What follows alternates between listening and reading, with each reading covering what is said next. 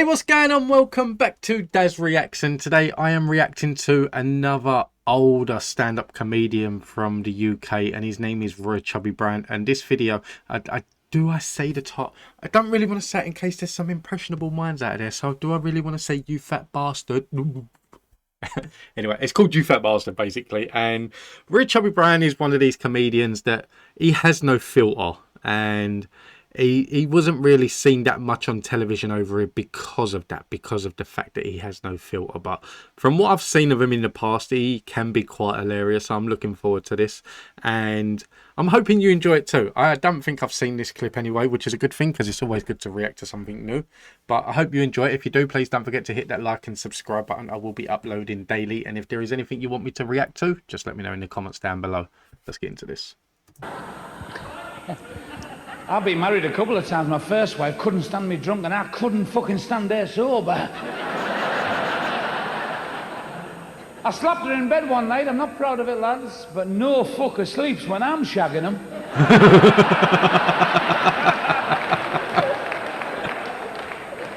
She was very, very jealous of me. I bought that video one night with Sharon Stone in it. Basic Instincts, you know, where she crosses her legs and you get a glimpse of the old crack. She went, "Look at you, you big, dirty, mucky, fat bastard.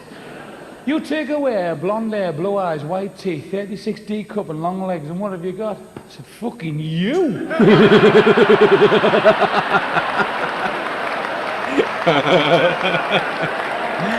He's like I said, he's one of these comedians that he's got no filter, and he is hilarious. And I don't know if you're getting it as well as I'm listening to it. I don't want to say this and then you start focusing on it, but there's like a little buzzing noise, and I think that may be the video itself. So if you have noticed that, I do apologise, but not much I can do about it, I'm afraid. We had to go to a marriage guidance council, and it was like this. There was a lot of people there, and you have to tell them your problems. Is any man in here would let another man slander his wife? I went, "Excuse me."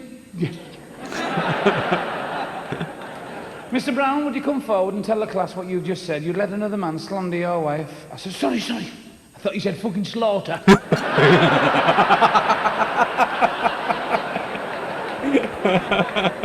She's always causing trouble. One day, "Go and punch John next door." I said, "Big John?" "Fuck off." "Well, he's just said he'd like to drink lager from my pussy." I said, "I'm not fighting anybody who can drink that fucking much."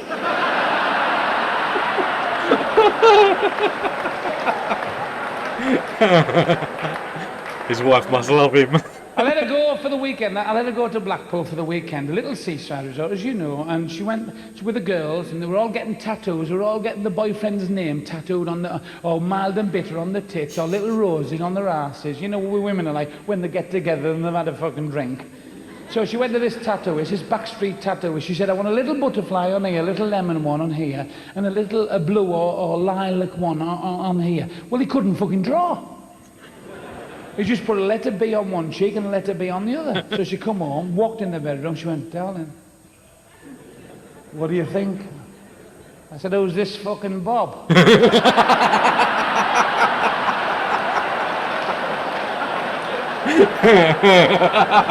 You got that? Just. If you don't get that joke, I'm not going to explain it. Back to the piano, because I know you're dying to hear me play it. Here we go. Go on, Chubby, you fat bastard.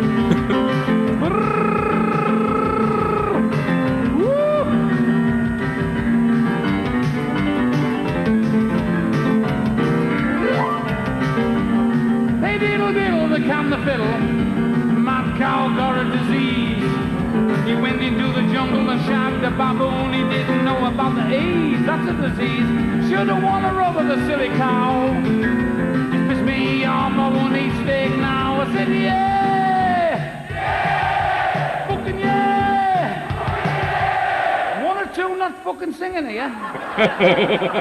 I've seen you twats.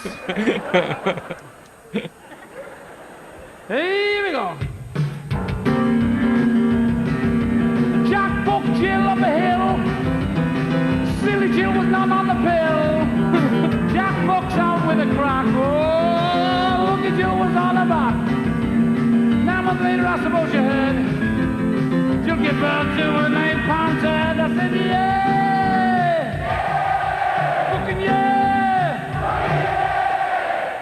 An original poem by Chubby Brown.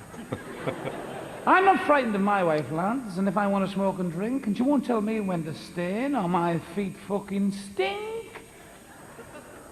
She won't tell me not to back horses, or shag a dolly bed on the floor, and I'll tell her to her fucking face when I see her that I'm not going home anymore. So this fella's ploughing a field, a big good-looking lad, you know, not as handsome as me. I don't want you to get carried away. Fuck off. So he's ploughing this field. He got to the end of the field and he undone the plough. And a small yacht with a girl in it, she was travelling. She was going to see her mother herself. And she stopped in the car and she thought, I'll have a fag. And she spotted the bloke and went, fucking hell. He's fucking gorgeous. Is he one of the Chippendales? He undone the plough, lifted the plough up, which incidentally was full of mud. Muscles. Went back for the horse, picked the horse up. She went, oh, fucking hell.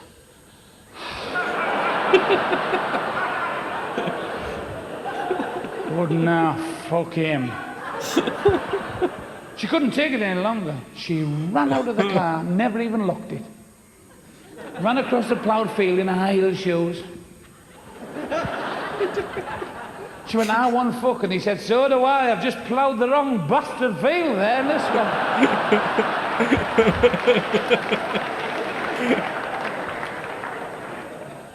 What happens with me, we've been in Blackpool for 15 years, with all the lads, and the lads will tell you this. They say, what we're going to do at the weekend is John's stag night.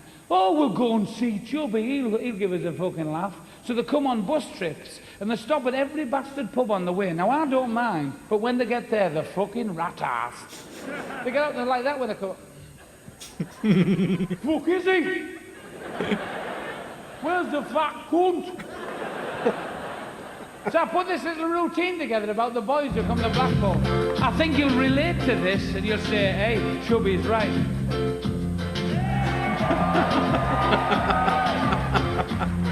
In the summertime, Blackpool is fine. I mean, the rat-ass pissed on cheap bottles of wine. And in Blackpool, the women, are fucking awful. Get some condoms, you could be lucky and get a 69er. If a daddy's rich, she could be a bitch. If a daddy's poor, she may be a whore. Take her on the beach. A back scuttle would be mighty fine. All your balls, lads, you could be flicking sand up that big vagina. Because men have no patty girls, have they? The first thing they'll say to you is that line. You know that line? Or that other one that must get on your fucking nerves. You must be sick to death to hear it.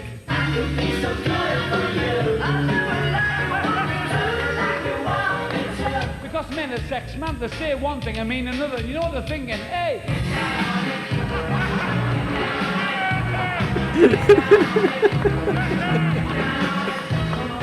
And if a woman's half decent, you know what she'll say to him?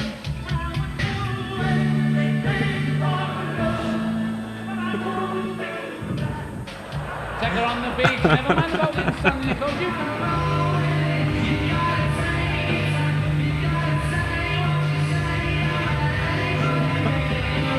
Fucking happened to Chubbs, I couldn't even get a hard on. You know what I had to do?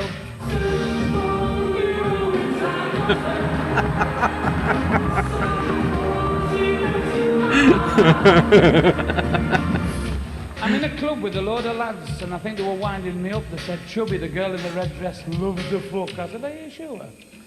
Hey, little girl, what are you doing tonight? Do you fancy a shag? And then we'll go for a bite. Well, I'm standing with the boys out of the blue. He said he thought you'd like a cockatoo. She went...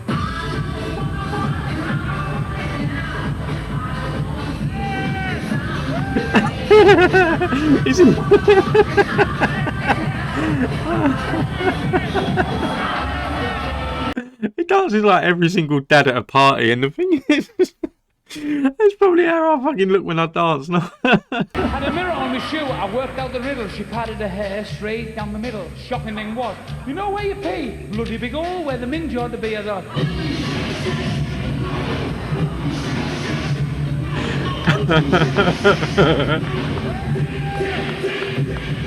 We ended up in bed after the dance. I was that excited, nearly come in my pants.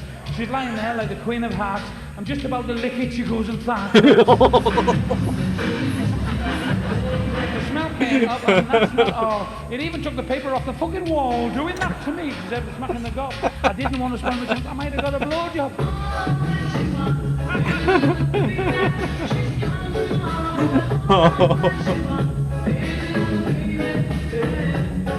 This woman was cute. She had childbearing hips, and I whipped off me belt and me bicycle clips. What? That's something to catch. She said, "Just me hairy fanny did I feel it's what it was."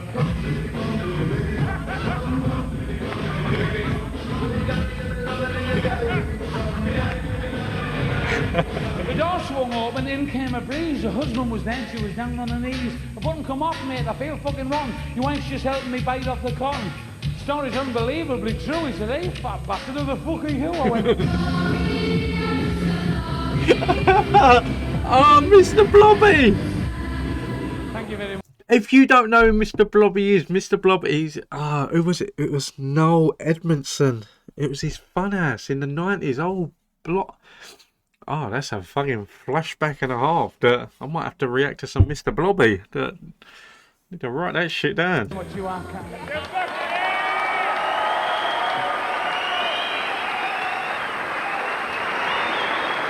do you mean, fat cunt?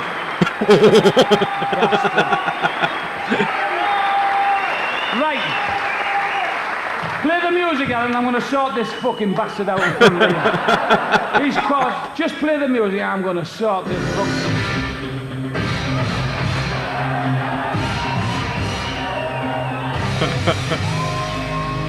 Where's the gloves?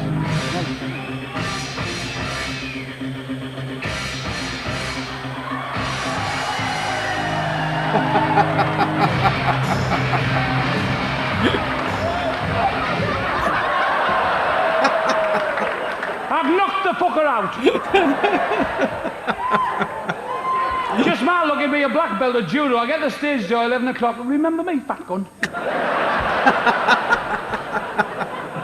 You know what Blackpool's like. I mean, last weekend it was packed. It was absolutely packed last weekend. I was on the beach and I picked the shell up and it was engaged. I went paragliding. I didn't mean to. I was just shaking my fucking towel. A tramp come over. "You haven't got a couple of bob, have you?" "Well, look, boys and girls, I started with nothing, so I'll give him a tip." "Over the fucking sea wall!" I said, "Get a job, you scruffy twat." I saw a tramp kicking a cardboard box, and a copper went, hey, what are you doing?" He said, "I'm moving out." A Jehovah's Witness asked me for money. Well, they believe in reincarnation. He said, "Have you got a couple of bob?" I said, "I give in a previous life, fuck off."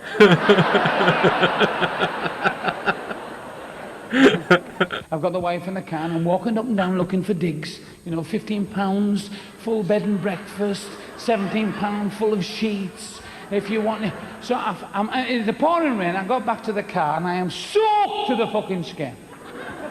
The wife said, "Are you wet?" I went, boom. "Does that fucking hurt?"